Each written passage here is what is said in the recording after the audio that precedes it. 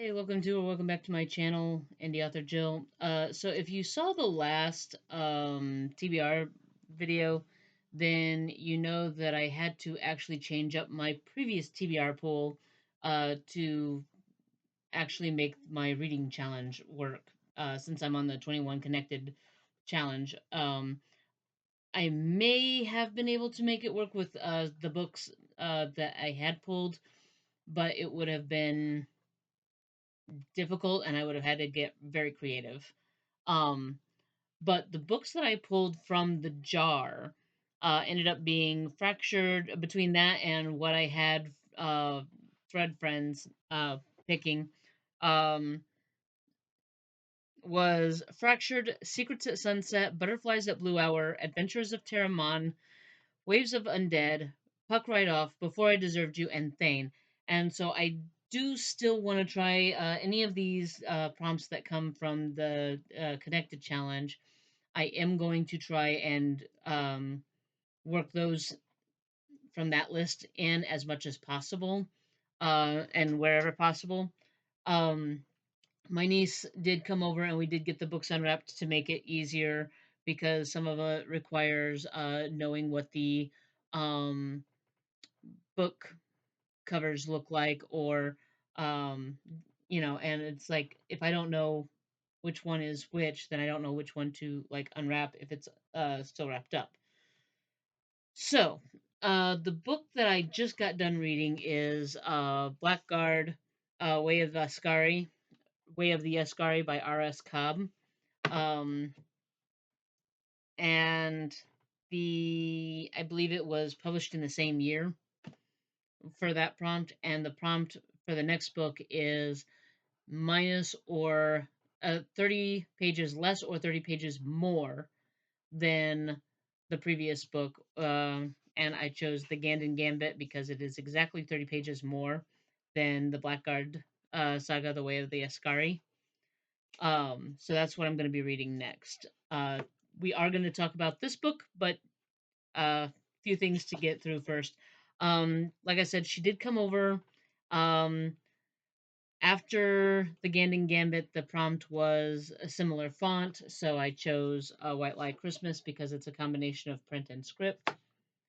After that, it was the uh, author of the next book had to have a name that was the same as one of the characters in this book. This book, the name was one of the names was Christopher, so I chose Christopher Lee Rippey's Antihero Blues. And the next one was has the same object on the cover as the last book, so I had to find a book that had like as you can see, there's a city and there's a person standing over the city, and so what I picked out was Mark Avery's discipline figure standing over a city. And then after that, it was what was the next one?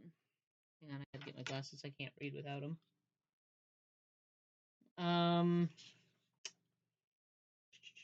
Cover has the same item, same narrative as the last book. So, um, Mark Avery's discipline is told in the third person, and that's the narrative I went with.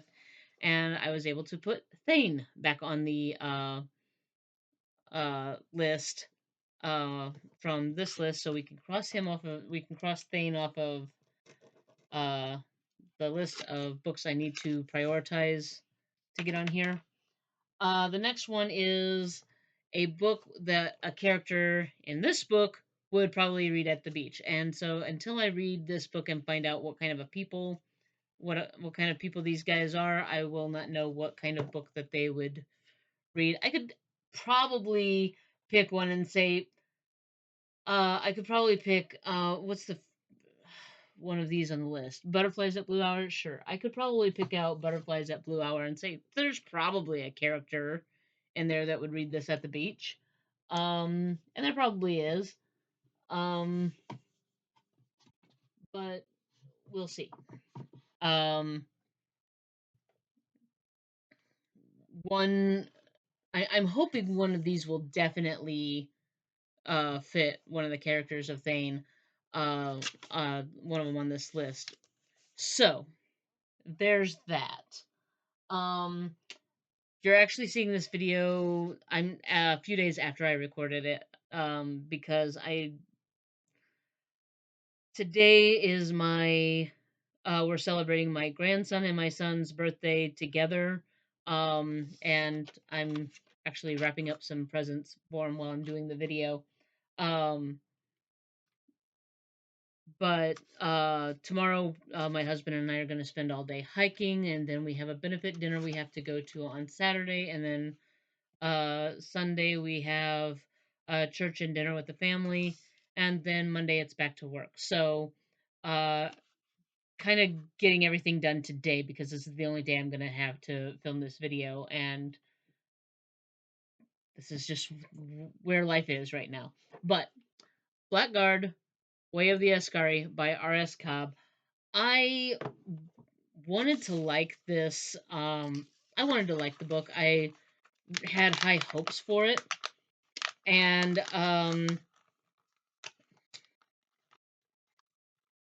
definitely not what I expected it. I did not, first of all, expect to like the book as much as I did. Um, when I was reading the back of the book, one of the things that caught me was Uzoma's name, and my first instinct was, okay, this is going to be a fantasy because there's a weird sounding name on the back. One of the characters has a weird sounding name, but the more I looked at it, the more I was like, that doesn't sound like a fictional name. You know what I mean? It felt tribal, it felt ancient, it felt spiritual, and I started getting excited because I was like, I don't think that's a fantasy name. I think that the author, R.S. Cobb, is as much of a naming nerd as I am. And so I decided to look up the name Uzoma on one of my favorite baby naming books sites, um, behindthename.com. And according to that, Uzoma is an Igbo name, which means a good way. And immediately, if R.S. Cobb is a naming nerd, and if he did his job well, then Uzoma, naming his character Uzoma, tells me everything I need to know about Uzoma. It tells me that he is humble. It tells me that he's always going to make the right decision, even if he doesn't really know he's making the right decision or why he's making the decision. It might be he's just going on instinct. It may be he just made a second decision. Or it may be this decision goes against everything that I believe and everything that I'm taught and everything that I hold dear, but it's the decision that has to be made. And he's always going to make the right decision, whether anybody else agrees with it or not. It's always going to be the right decision somewhere along the line, even if it doesn't seem like it's the right decision at the time. It's always going to be the right decision.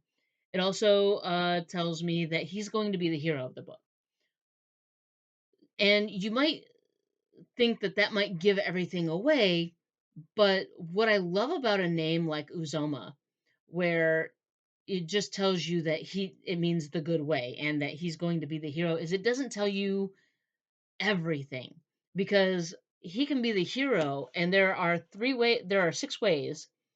The uh there are 3 ways that it can end up, and can go 6 different ways. The first, the biggest umbrella of the two is he's either going to die or he's going to live. It does not tell you whether his name does not indicate whether or not he will survive the book, only that he will either live to be a hero or die a hero's death. Now, under those 2 umbrellas, there are 3 different ways he can die, which is where you get the 6 different ways or 3 different ways that this can go, which gives you the 6 different ways this can end. And that's either recognized as a hero, perceived as a victim or perceived as a villain. So if he dies, he could die a villain, and we, the readers and the writer, of course, know that he died a hero, even though everybody else thinks he's died a villain. He could die and be mourned as a victim of circumstance or a victim of whatever the battles or whatever, and nobody knows he's the hero. And again, we, the reader and the writer, knows he's a hero. Or he can die a hero and be honored as a hero by the rest of the characters in the book. If he lives to be a hero, it would have to be done with humility. So if he lives to be the villain, he would know he's a hero. We would know he was a hero. The writer would know he was a hero. And rather than fighting it and feeling unfairly justified or unfairly villainified, he would just say, I did what I had to do. And if that makes me a villain, so be it, but everybody is safe. I did what I had to do. Um, and then if he's seen as a victim, then he's not going to chase the glory of being a hero. He's not going to correct them in any way. He's going to be like, you know what? If they think I'm a villain, let them believe I'm a villain. If they think I'm a victim, let them think I'm a victim. Whatever. And he's not going to fight either one of those. He's just going to be like, I get it. I see why they think of me as a victim or a hero or a victim or a villain. And like we would understand why they would see him as a victim or a villain, and we would be okay with that. Like it would be frustrating, but it would be it's still a satisfying ending of like it sucks that it ended that way, but given the circumstances, how could it have gone any other way? Um Real quick, I wrapped up a pack of batteries because I got my grandson, who's going to be 7 this year. I got him a giant um, electric machine Nerf gun, and it takes 6 batteries. I'm not giving him the Nerf gun. I'm going to give him the batteries and to open, and then I'll bring out the batteries later. Also, traditionally, we always give the kids and grandkids a chocolate bar for their birthday. So that's what's going on here. Um, Back to Uzoma. If he lives to be the hero, the humility definitely has to be there. It has to be one of those. In order for him to live up to his name, he has to uh, act in humility. Of like, if they honor him as a hero, his reaction would be, if you honor me as a hero, that's fine, but let's not let's not um lose sight of what that cost. You know, whether it's, yes, yes, the day is saved, but it came at a cost, and let's not forget that. So he may have had to he may have to do something that is not comfortable, you know. Um he may um if a life has to be taken and he's not a life-taking type of person, um or if comrades are um taken in battle, killed in battle, um there's going to be a cost, and it's not going to be an easily won battle. It's not going to be a, we won the day, what else is there to say, you know, type situation. So for Uzoma to really be into his character, that's what has to happen. He's got to be able to say, uh, the day is won, but not without cost. And um, if he dies a villain, or if he dies, hero, villain, or victim, it doesn't really matter which, then I think that there has to be somebody uh, that maybe they know the truth, but for whatever reason, they can't say what the truth is. Maybe they've made a promise to him in his dying death or whatever, but like the name Uzoma tells you enough about the story to tell you, okay, this is going to be our hero. This is going to be the person that we're going to be rooting for. This is the one we're going to be wanting to pay attention to. Um, and you know, that's if the writer has done his job, it doesn't matter how it goes, it will be a satisfying ending. And I would definitely say that R.S. Cobb did his job very well. Uh, no notes, literally. Um, Uzoma lives up to his name very well. He is a good character. I'm not going to tell you which of those six endings happened. You'll just have to read it and find out. Um, and it was a satisfying ending. Um, it also everybody had uh, a really good redemptive arc. Um, there there's a kid uh, in the training group with them. His name is Mosey, and he's the son of an outcast. He was raised an outcast. You know, that's the life he knows. But he's been given a second chance to not be condemned to the outcast lot.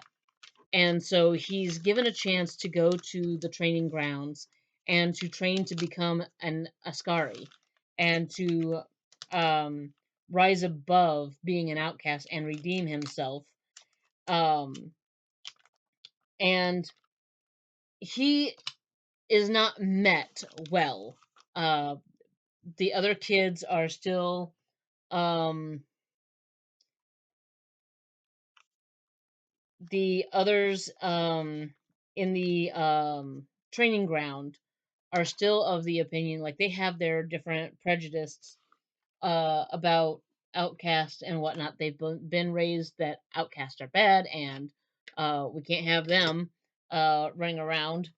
And so for a lot of them, the idea of a redeemed outcast is weird. It is strange. Like they can't see that. And Uzoma and Isok, one of the girls that is training to be an Askari, both immediately see Mosi as someone who has trust issues, but is worthy of the redemption. And so they're willing to give him that chance, um, which makes all the difference for Mossy at all. That, okay, not everybody in the barracks hates me. There's two here that will at least give me that benefit of the doubt. Um, the story mostly focuses on Uzoma and Rue. Um, and Rue is another one that kind of lives up to his name. And as you go through the names, one thing I would suggest if you're reading a book, look up the names, the meaning of the names. Even if you're reading a book with a traditional um, North American, European name Jessica or David, look up the names of the characters to see if you can get an idea of what kind of a character this is going to be, and see if they live up to their characters, live up to the names they've been given. But Uzoma and Rue and pretty much everybody in this um, live up to their names very well. Rue means scholar, and he definitely is. Rue and Uzoma. So Uzoma was raised with a mother and a father. he had a home and a family, and he was well loved and well cared for. Rue was always an orphan. He's never had a family, and he lived in the same village as Uzoma. Uzoma's their village was attacked by outcasts, which is where Uzoma's first distaste for outcasts comes from. A bunch of outcasts came, burned his village, killed his parents, and he fled for safety. He found Rue. The two of them had been friends. As a matter of fact, Rue points out that when he was an orphan, a lot of the other kids shunned him, and the only one that showed him any kind of kindness or friendship was Uzoma. So it's no surprise that Uzoma shows kindness to Mosey when they get to the training grounds, and nobody else is kind to him except for Izok. Um, but as the two of them were hiding, an outcast found them, and when he went to attack them, he was stopped by Baku, who was an Askari elite, and they are top tier of their um, the Askari force. The Askari are basically the law enforcement of this world, and so Baku rescues the boys from this outcast, and realizing they have no family left, he takes them in and adopts them. For Rue, this is great. Now he has a father, he has a home, and he has now a brother. And for Uzoma, he's grateful for everything that Baku has done for him, but his heart is set on revenge. He wants to avenge the death of his mother and father and go after the outcast that killed his parents. 12 years later, the 12 years after the fact, uh, Uzama is Uzoma is trying to work on his levitation spell. And in this world, there is a magic called Boko, where that they pull from um, the benign, or basically nature, and um, not necessarily nature, but like it's granted by like the spirits, the spiritual world, the universe. But they um harness that power into Boko, which is their magic. And um Uzoma is focusing on a levitation spell, and he and Rue approach magic very differently. For and this is where Rue really comes into his own as far as living up to his name, and um the meaning of scholar, because they have their different ideology of how to go about learning Boko. For Uzoma, it's let me learn one spell and master it. Then I will go on to the next spell and master that. And then by the time I go into battle, I will have a mastery of these different spells and I will be very powerful. Rue has the thought process of let me learn as many spells as possible. I will be sort of good at them and get better at them as I go along. But as long as I know the spells, I can keep practicing them as the um, need arises. And this actually proves to be very promising for his battles. Um, when he does get into skirmishes and when he does find himself in a tight spot and he has to fight, because he knows multiple things, he can kind of throw different things at his opponents. Whereas if with Uzoma, he can levitate things. That's it. That's all he can do. He does know the revealing spell, but like when he's worthless when it comes to healing anybody because he doesn't know the healing spell. He hasn't learned it yet because he was so focused on learning how to master the levitation spell. Um but um Rue his ideology of learning is everything is learning. I can read about it, I can practice it, I can experience it. And so he's very reckless and he's very impetuous and very impulsive. So if someone's like, "Hey, let's go on a hunt," and um Uzoma's the kind that's going to be, okay, well, we need provisions, we need weapons, we need, and Rue's like, okay, let's go. We'll find a stick and use that, you know. They come to when they're in a market and they're trying some different foods. They're looking at the different food. Someone offers tells them about their fish, the fried minnows, and um Uzoma is very questioning that. He's never had fried minnows, so he's like, I need to know what's in it. I need to know, is it safe to eat? Is it good?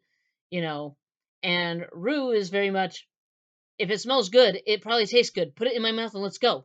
He will eat anything that smells good because it probably tastes good, and he's very adventurous with everything and very impulsive.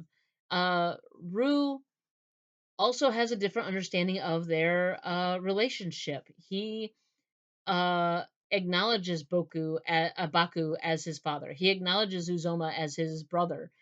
This is his family. He's never had a family before, so when Baku adopts them, like I said, for him, all he wants to do is to make his. He's like, I've got a dad now. I want to make him proud, and he looks up and admires Baku, and he wants to prove himself to Baku, and Baku is a genuine father figure.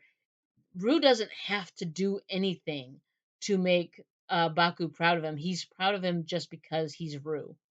He's proud of him because he wants to learn Boko. He wants to learn different spells. He's proud of him because he wants to train to be an Askari. He's proud of him because he's a good brother to Uzoma. He's just naturally proud of his sons.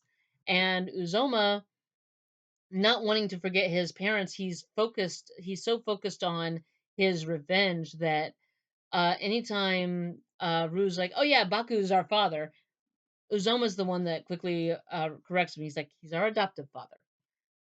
To Rue, he's dad. To Rue, Uzoma is brother. To Uzoma, Baku is adoptive father, and Rue is a brother by law alone, in name alone. And so, um, as it goes on, Uzoma does start to realize the value of the family he does have. Um, Eventually, he does come to terms with uh, Rue is my brother. Full sentence, end stop, full stop. Rue is my brother. He even starts referring to Baku as father, because he recognizes that, just because I refer to him as father doesn't mean I'm dishonoring my own father. I have two fathers. I have one that has passed and I have one that is alive. My hair is just like doing wingy things over here. But um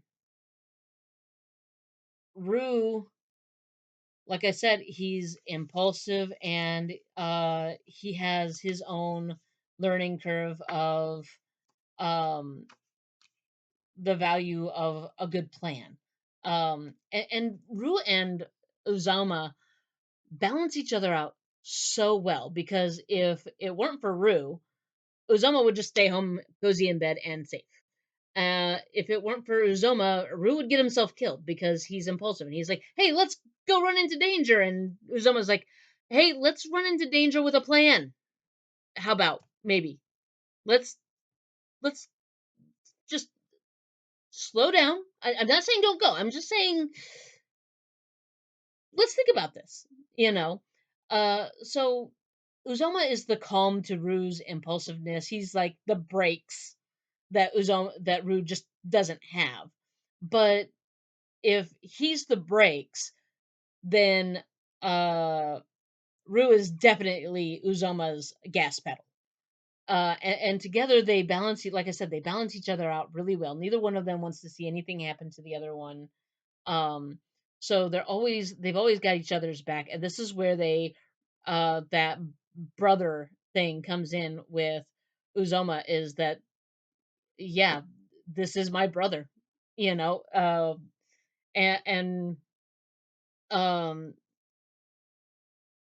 the other characters, all of the characters, like I said, they get their kind of redemption um in some way or another. They get something out of this. Everybody gets something out of the story.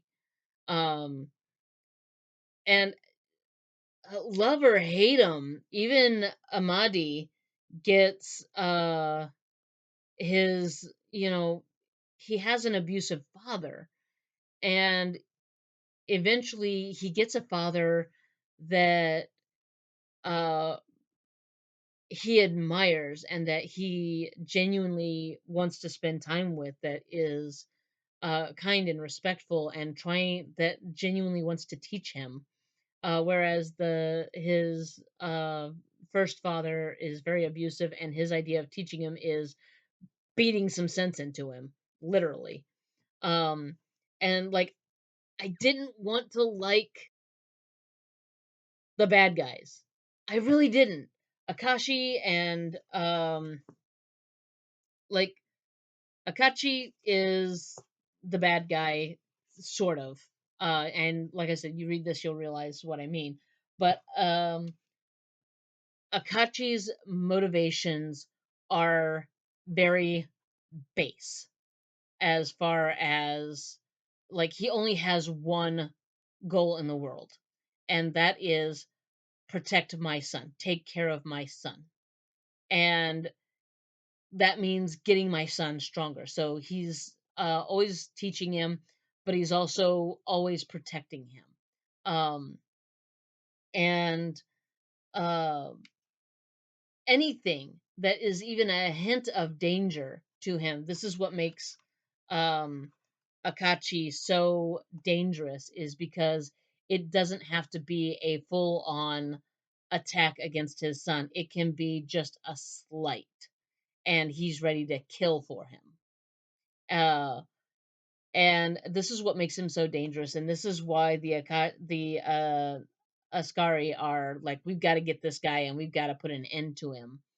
Um, and it he is so much against the Askari that he wants to destroy the entire franchise of the Askari and put together a whole new world order. But the new world order that he's wanting to put in place uh, could absolutely decimate the world that they know of, and the order, everything, as it says, failure could failure for the Askari to bring um, an end to Akachi's reign of terror could cost them everything they hold dear. And like I said, I liked all of the characters, even the bad guys. Uh, like, you knew that for the bad guys, it could not end any other way. Um, it had to end the way it did. It doesn't make it better, but again, it was a satisfying end to the story. Um, I really can't say any more than that, um, without giving anything away. Um, but it had a satisfying end. Like I said, this book itself, it has so many different graphics. Um, and then it has this great artwork. It also has a story inside of a book. There's a graphic novel uh, that uh,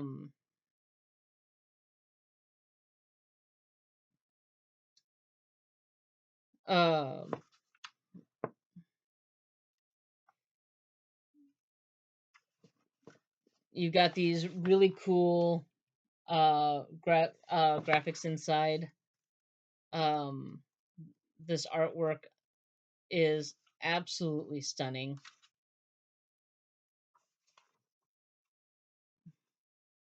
Like, there's nothing to not like about this. Like, even they have a whole like fold out like this. Like, but like, yeah, I can't say enough about this, but I have to stop saying stuff about it because I am going to end up giving out the whole thing away. But yeah, um, Rue and Uzoma, like I said, all the characters live up to their names very well. Rue and Uzoma go to the training grounds, and like I said, they're one's hell bent on revenge. One is trying to prove himself to his adoptive father, and both of them find themselves right in the middle of this battle of the Askari to try and keep um, the Askari from falling completely and to basically protect everything that they care about. And like I said, Uzoma just absolutely carried his name so well. I no notes. All the characters were great. I wouldn't change anything about it. Like, honestly, the whole story was told so well. So as usual, I'm going to leave a link to the book in the description below, and we're gonna go, and then yeah, like I said, the next book I'm reading is the Gandon Gambit. So uh, that's my TBR for the time being. The uh, Gandon Gambit, A White Light Christmas, Anti-Hero Blues, Discipline, and Thane. And once we get done with Thane, then we will figure out what book one of these characters would read on a beach. Until next time, I will see you guys later. Bye.